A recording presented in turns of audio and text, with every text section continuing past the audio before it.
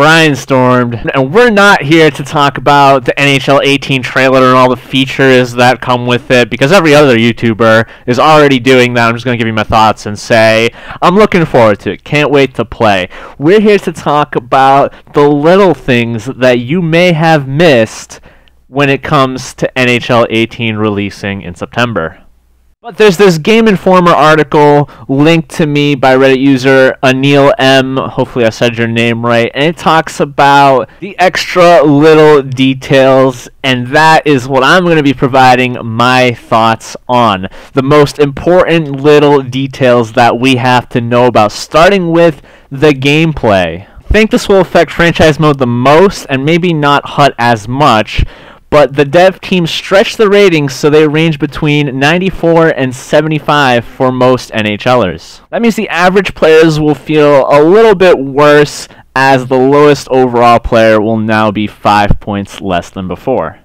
I think that's a good thing, because you have to keep it simple with some of the worst players on your team, and you should only be able to do whatever you want with your best players. Scrolling down, the next thing in this article that we're going to be talking about expands on the defensive skill stick, where you're able to hold your stick behind you to take away passing options. That is a good thing, as it gives you more creative control over your players when you're playing defense. Then we have a rewritten passing engine where the AIs are going to be smarter and lead their passes. Though something tells me it's not going to work exactly the way they want it to. I feel like it's going to be the seamless pickups of NHL 18, where they're going to pass a lot further than you want them to. Hopefully I'm proven wrong though. People have felt there wasn't enough love for the goalies in the trailers and the features, but have no fear, as the developers are tweaking the goaltenders to make sure they don't overcommit to the first moves. While the intent here is to eliminate as much cheese as possible, I don't think that's going to happen. It's just going to open up new cheese elsewhere. Whether that means you should now shoot on your first move, or the goalies will overcommit on the second move, I don't think it's going to help much. But they tried. You know, that's all that matters. They tried. There's also something in here about tweaking the player-controlled goalie animations, but I don't know too much about that, as I don't play goalie, but that's a good thing.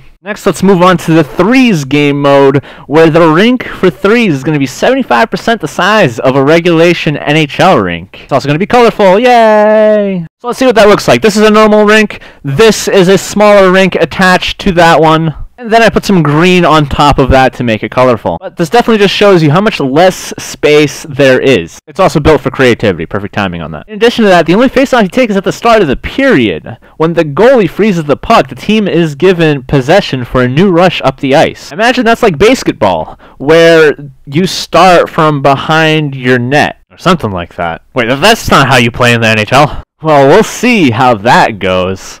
Down here, there isn't a whole lot going on in franchise mode. Yeah, you got the expansion draft. You can add a 30-second team if you wanted to.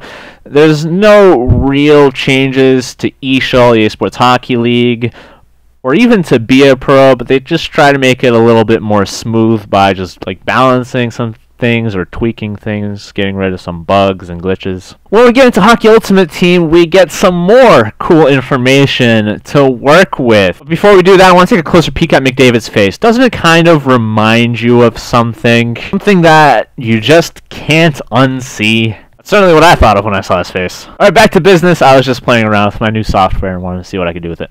So we have solo challenges that's been circulating around the interwebs for some time. Not going to go deeper into that. But Synergies are returning, and EA already wants to change things up with a brand new approach to them. Which makes me wonder if they'll make it more team-oriented, kind of like chemistry in the past years. But chemistry is going to be a lot more important with these Synergies, obviously. Sets and card collecting makes sense. I mean, not much to say about that. But no changes are coming to the auction house. That is not a good thing, because everyone wanted the auction house to improve, especially in the bidding department. Hopefully what was meant by that is we're going to fix a lot of the things that are broken with the auction house, but keep it relatively the same. There you have it, guys. That is the information that you may have missed relating to the upcoming NHL 18 release. Let me know what you guys think, and stay tuned for some more NHL 18 content right here on this channel.